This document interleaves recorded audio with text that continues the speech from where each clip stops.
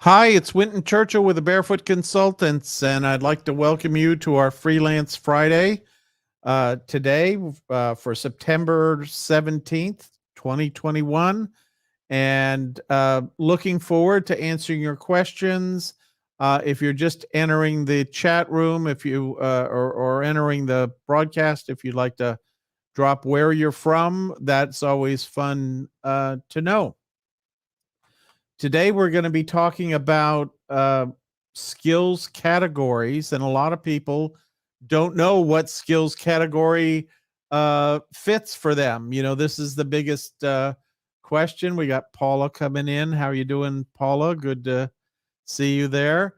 Uh, they don't know what skills categories make sense for them. They don't quite know how to figure it out. Most people think in terms of their occupation, not in terms of their skills. And we're going to break some of that down today as we go through this to give you some ideas of where to look for those. And there's Marianne coming in from Carefree, Arizona. One of our coaches lives out in that area. Just got off the phone with him. So, and it's hot, I guess, he said. Very good. Welcome. All righty. And so this is the thing that most people struggle with, particularly baby boomers. They don't know how to break down their occupation in terms of the number of things, that the number of skills that they have. And a typical one might be a dentist that says, "Hey, I'm a dentist, and I can't practice dentistry. I can't drill and fill online," and the point is that a dentist has a lot of knowledge about health. They might do proofreading of health topics related to uh, dentistry. I remember working with one dentist that found his way to freelancing by proofreading articles on sort of injuries people would have, dental injuries they would have doing various sports. So just if you think about it, in pretty much every sport, it's pretty easy to crack a tooth or break some get hit in the jaw and have a cracked jaw and that kind of thing. And so once he saw that he could take his knowledge, the kind of things that he would do every day, he was explaining to people that had had dental procedures, how to minimize the pain of recovery, how to, what to do if they have an inflamed tooth or something like that. There was just this continuous flow of information that he had once he got in the groove of it, and it created an infinite supply of things that he could talk about. And of course, most dentists are basically go through medical school and then they go through dental school, and so they're doctors, so that their knowledge just isn't limited to teeth and that kind of thing. And here's Bob coming in from sunny Roatan, Honduras. Good to see you. Welcome. Bob's always got great pictures. If you go to his Facebook page, he takes fabulous photographs underwater. And some of them are above water, but really has a gift for capturing underwater photography. So I encourage you to go take a look at his page there. So this whole idea of breaking up your skill set into things that are relevant to working online, we're not looking for the big thing that you did. We're looking for the little molecules of things that you did, and some people have done things like part of their workday is scheduling things. They might be managing projects. It could be managing an audit. It could be managing the annual cleanup of the facility that you're housed in, or something like that. Everybody has that. And I see Christopher's coming in here. Where am I and why am I here? I don't know why you're here, but we'll discover it soon, I'm sure. Uh, yes, things like molecules of 13,000 patients. There's a lot of learning in 13,000 patients, and I'm sure a lot of good advice that you've been able to pass along the way. So very cool. In fact, I just heard something that we have more sort of cells in our gut than we have in the rest of our body, and I found that interesting somehow. Is that we're host to a city of bacteria, and that's an interesting way to look at things. But I'm glad we're in charge most of the time. That's good. Yeah. Uh, let's see. Yes, and communicating with those people was a skill. And every time you communicate with those people, that sort of lays down a piece of that skill in your memory and your nervous system to be recalled. Not all of them, maybe, but a lot of them, many of them. In fact, it's a funny story. Is I grew up. My father was a dentist, and so as a dentist back in the old days, you used to have his um uh on the weekend, his people would call him, his patients, if they had a problem. And as a kid, I was just in the house, and sometimes I heard him talk on the phone and explain what to do. And one of the things that he used to get calls about a lot was somebody gets a pain in their tooth, and one of the things that very first things he would ask them has if they've had any popcorn lately. And they said, oh yeah, I had popcorn last night. And he would say, well, it's probably a piece of popcorn lodged in your tooth, and if you make some hot salt water and swish it around in your mouth, you don't drink the salt water, but you just take a mouthful, and 5 or 6 mouthfuls, and swish it around, and that will usually dislodge that piece of popcorn. And if that doesn't do it, then you can use floss or a toothpick or something that's a little more aggressive. But having a tooth inflame because you've eaten popcorn is one of the most common things to happen. So now, unconsciously, I was picking up all this dental advice. And when somebody says, oh, I got this sore tooth, usually I tell them, well, did you have popcorn? Yeah. And quick way to fix it. So funny how we accumulate this knowledge, and we accumulate this knowledge from different industries, or that we work in, or different situations. You might have volunteered to help a fundraising event, or uh, that kind of thing. That's a typical thing. This is interesting. Christopher was taught, like most of us, don't talk to strangers, and all new patients are strangers. So there's a little tension there. This is one of the things that comes up, and what we know about the brain now is one of the best ways to learn is to engage in those conversations. That's when a lot of times when our greatest learning occurs is when we're engaged in a conversation. So a good thing to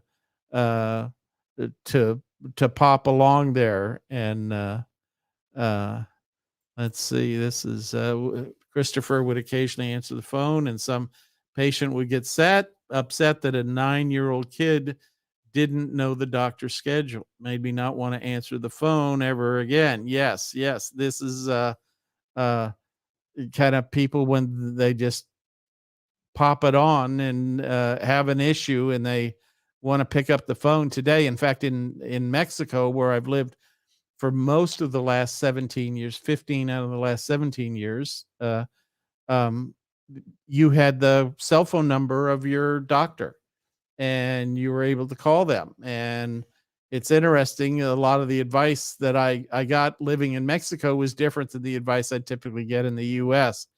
I find that physicians in Mexico are, depending upon who you go to, are more focused on health rather than getting you to the absence of symptoms, and of course that's part of it.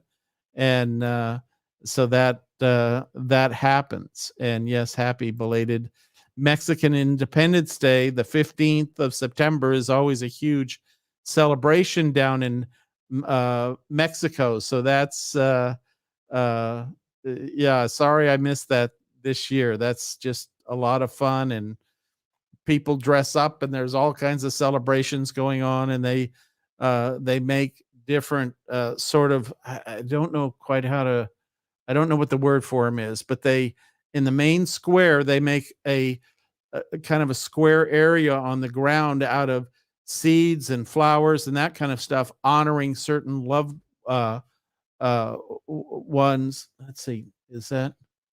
And they do a lot of interesting, um, I don't know, what would you call it?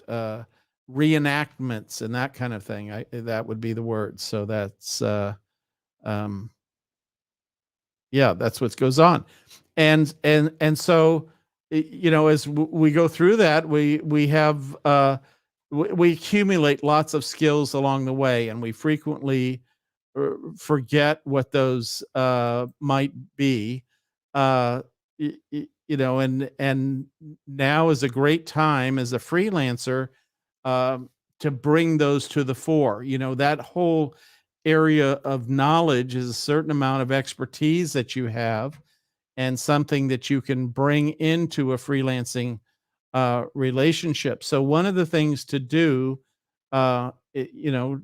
recapping our first one, is write down the skills you have today, but think about what you do. It's like Christopher works with patients, but they, with each one, he's explaining health processes, ways to recover, that kind of thing. And that's the skill and the domain of knowledge that you bring to that. The second thing is, many of us sit down every day at this thing called a computer. And most people, I don't do anything with a computer. And they, and I have a conversation with them, and I'll say, well, tell me the programs you use. This is one of the best ways to figure out where you are on the scale of computer expertise, because a lot of the freelancing jobs are just knowing how to use different computer programs. And when I was working for various companies, I guess beginning in about the 90s, we had presentation software, and we would use that to create presentations and educate people on different topics, and form them on changes in procedures and that kind of thing. And that's the kind of stuff that using those tools points to skills that you have. And most people don't realize that a lot of the jobs on the networks are little tiny jobs. They're jobs that are help me put together a presentation, because the person that posted that job has no idea how to create a presentation, because they never learned how to use PowerPoint. And many of us had 10, 15, 20 years maybe using PowerPoint. So it's something that's second nature to us, and we think it's so trivial that we don't have that that sense that somebody else might not have that. But I'm appalled at, a little bit at how many people haven't learned how to use Microsoft PowerPoint, or haven't learned how to use an Excel spreadsheet, because that was kind of required, and something that our companies trained us on as we were going through that, and that kind of thing. So very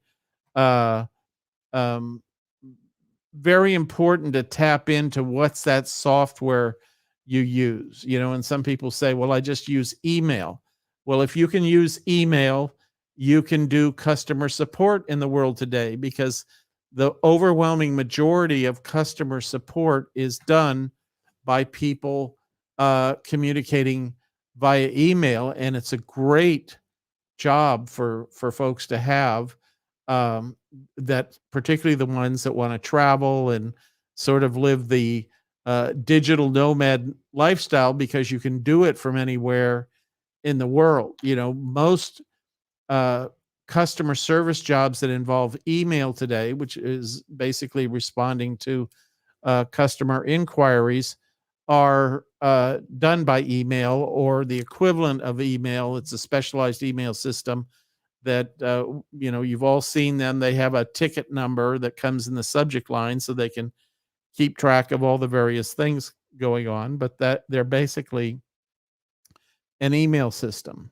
And so that's what people are getting into. And so Christopher's saying that he no longer practices but still teaches health and other subjects, which is certainly exactly what we're talking about. It's just because you retire from a career for a number of years doesn't mean that you have to put the cork in it. Basically, you don't just stop. And also, Christopher's mentioning that email marketing is an important skill, and you may not consider yourself an email marketer, but you may have experience sending out promotional emails of one kind or another and that sort of thing. And of course, a higher order skill is copywriting. That's writing that helps sells products and services. And that is something that is easily built on your current skills of communicating an email. Think about how many email messages you sent in the last 10 years. You have thousands of examples of different ways that you've communicated to different types of people. And copywriting is communicating in a certain way to different types of people, although usually a specific audience for a product or service. So lots of good things to not only expose your skill to the marketplace, but learn a little bit more about a skill you already have and turn that into something that pays much more. And in fact, the uh, uh, copywriting is the highest paying form of writing on the internet, which was interesting and a great thing to pursue. Have known many people over the years that have, been told they're a good writer at work. They write up reports. They wrote up uh, letters to customers, different things like that. They wrote up policies and procedures, and they can take a course on copywriting and understand the specifics of that field. And depending upon their skill, they can earn very high rates based on that skill. And other skills come from places like hobbies and interest. I remember working with a guy that coached Little League, so he knew how to take a kid and teach him how to catch a ball and teach him how to swing the bat when the ball came over the plate and that kind of thing. And while he's not going to be in a position to do that now live and in person, he has a great perspective on what it takes and what the sequence, what do you teach first and what do you teach second and what do you teach third. And so he's wonderful with that. So looking to your hobbies and interest. And I know that another person I worked with was for a while an avid coin collector and still is a coin collector, but less active, but has 30 years of knowledge of collecting coins and understanding how to preserve them and how to catalog them. And if you want to sell them, how to turn around and sell them, and what are the do's and don'ts, and do you deal with a broker, and who's reputable and who's not, and where are you likely to get paid best for your coin collection. I was watching uh, uh, I guess it was a YouTube video. This is a fairly common challenge now, is that uh, parents are passing on and leaving coin collections to their family, and the family doesn't really, there's nobody in the family that has the appetite for coin collecting that the loved one that passed along uh did. And these coin collections are getting extremely valuable. I mean, the YouTube video went through somebody that had a coin collection that was now worth $30,000, and it was a relatively modest little thing. So uh and they were trying to figure out what to do with it. Nobody here is going to take an interest in this coin collection. It might get lost or stuck on uh, the shelf or that kind of thing. And what's going to happen with it? And so this person, Freelancer, was able to help people turn their collections, coins, stamps, artifacts, Civil War memorabilia, anything into money, and get the collection in the hands of somebody that would appreciate it and continue to uh, enhance it and that kind of thing. So lots of interesting things that happen when that when you begin to think about the things that you've been interested in, the things that you know something about, or see a situation where somebody around you has a skill set or something like that. There's lots of opportunity to take that hobby that you've learned, or take that uh, volunteer skill that you may have honed. I talked to somebody recently who had worked with a charity in their local community, and I said, they said they were doing the annual fundraising campaign, and I said, "How long have you been doing that?" And they thought for a minute, and they said, "Oh, about 22 years."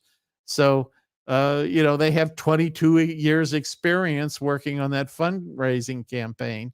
And you can go on to any of the networks, and you just type in the word fundraising, and there's all kinds of nonprofits and for-profit organizations that are looking for talent in uh,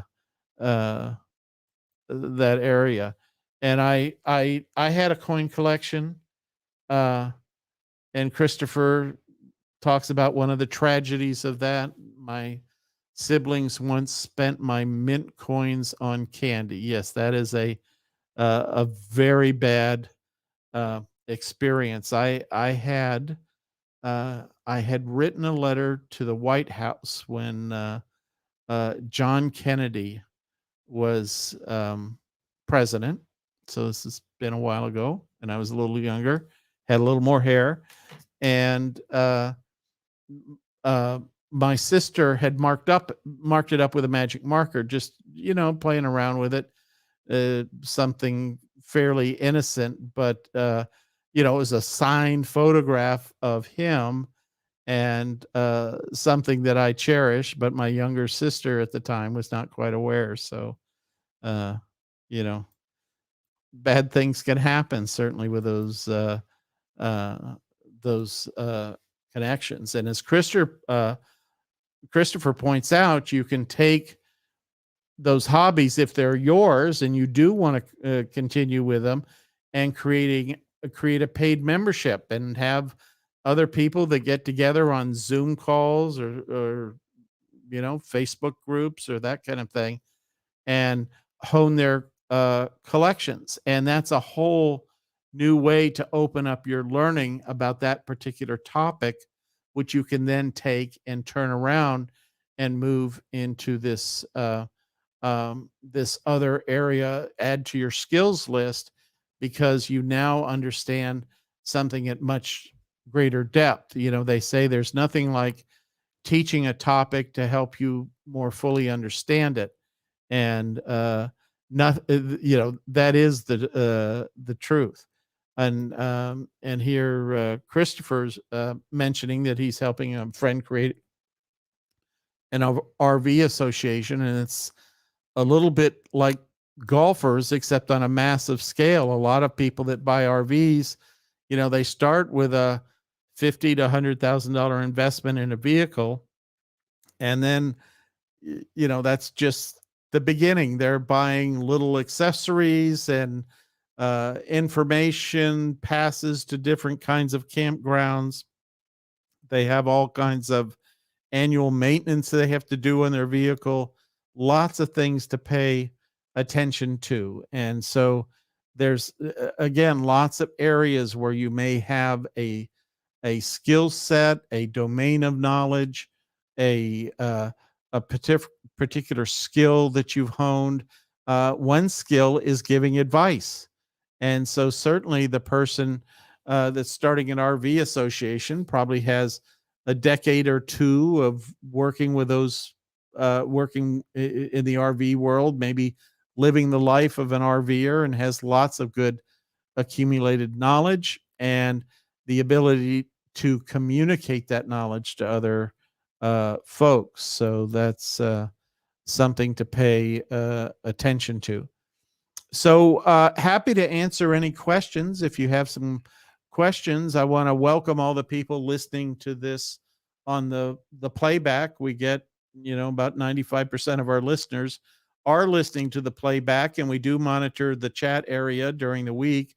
So if you have any questions about anything we've talked about here, I'm happy to answer those. Happy to help you with that.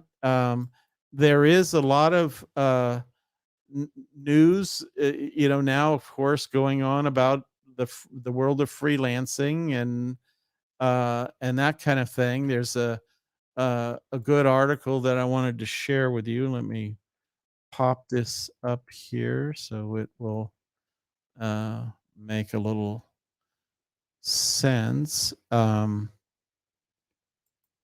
Get to StreamYard and we will share our picture here.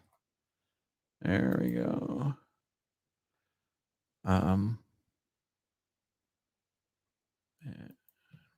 We'll share screen.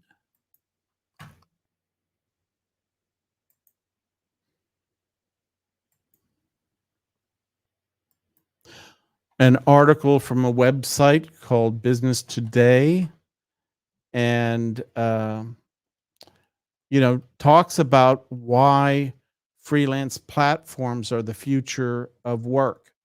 And many freelancers today work on their own. They go out and they hustle people to do work for them of one kind or another. And that is a great way to build a business, but the online platforms can be much better for building more quickly because you expose your skills to a much wider group of people. When you go into one of these online networks, you're going out there and finding organizations, en masse that are looking for your skills. You don't have to really sort of do the sales dance at the level that you do it when you're out there working on your own. And let me get the link to this article in the chat window here. Here we go.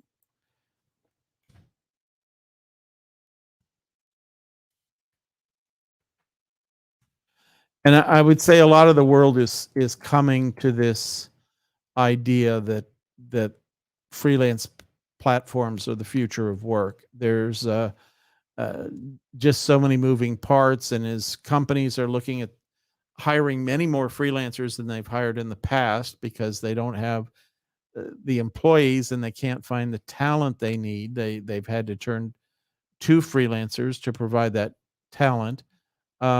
It's just knowing what to do and how to attract that talent has become very important. And there's this thing called the Great Resignation. Let me just had an article on that. Let me see here.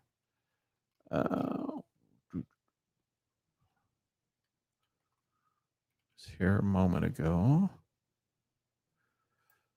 article from Forbes. And I'll put this in the chat window so you can look this up. But this is definitely a thing.